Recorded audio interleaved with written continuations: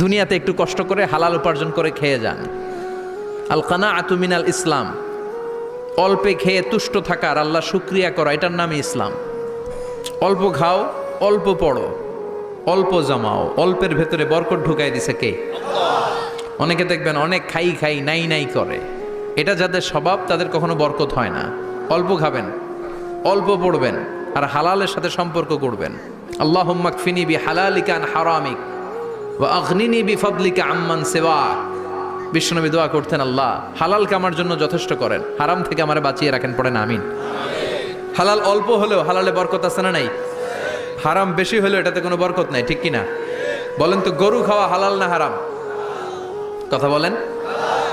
কুকুর খাওয়া হারাম।